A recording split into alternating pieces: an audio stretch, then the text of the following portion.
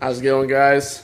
Halloween Killer at it again with another Michael Myers mask review. This time we're going to look at something a little different, something a little more vintage. This is the 2006 Dawn Post Michael Myers mask. Now, the reason I'm reviewing this mask, it's got a lot of reasons. It's very nostalgic. If you guys were back in the hobby and around the early 2000s, this mask came out in 2006, and it had a lot of potential. This used to be the top standard for mass-produced Michael Myers masks back in the day. This particular mask was definitely a favorite amongst independent and just the casual mask collector. This mask at first was not received as well as it was intentionally supposed to be released, because the stock photo did look really nice, but the end result was this. But there was still a lot of room for potential. There was a lot of room for rehauls. I remember people used to rehaul this mask and it would actually look pretty decent. This copy I got about a year ago from another collector, because when I was growing up, this used to be like the top standard for anything mass produced at the time. This was way before Trick or Treat Studios hit the market with their Halloween 2 mask. And this just shows the kind of quality that we get now compared to what we had before. This was the top standard for Michael Myers masks at the time, and it was definitely a fan favorite amongst collectors and just the casual fans.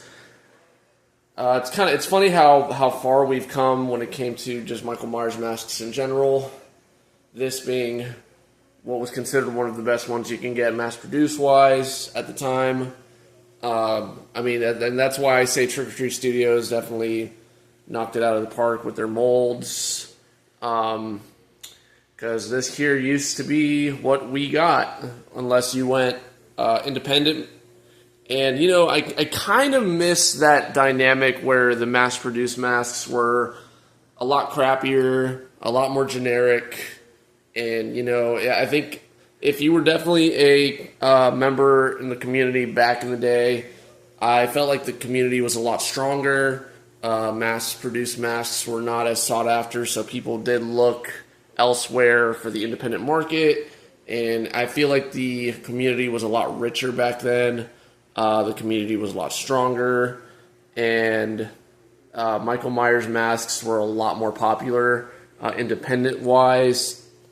Trick or Treat Studios, as much as I praise them for what they've done, it definitely killed off the independent scene quite a bit, and a lot of people are not even aware of the independent market members as much so as it was before.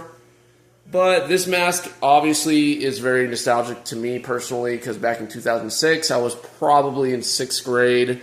Of course, I didn't have the funds to get anything independently made, so this was the best thing I could get. And for years, this mask definitely was one of my favorites. It definitely was a big piece of nostalgia for me as far as the early years of Michael Myers mask collecting. And honestly, with all its genericness and flaws, it does have a lot of potential for a great rehaul. I personally am on the fence of rehauling it. I want to keep it stock, but there is a part of me that would love to just get my hands on this thing and redo it in a certain extent. Probably make it look like the old stock photo that they presented originally. And again, this was a Dawn Post 2006 deluxe version. This was probably one of their better interpretations of the Michael Myers masks. I believe out of the 1986 version, that I think is also a really good mass-produced Michael Myers mask for the time. And it had a lot of potential. So again, did you guys grow up with this thing? Did you guys still have a piece of Michael Myers mask memorabilia from before Trick or Treat Studios? I'd like to know. Comment, subscribe. Let me know what you guys think. Do you guys have fond memories of this thing as well as I do? Yeah, I'd like to know your thoughts. Alrighty. Halloween Killer signing out.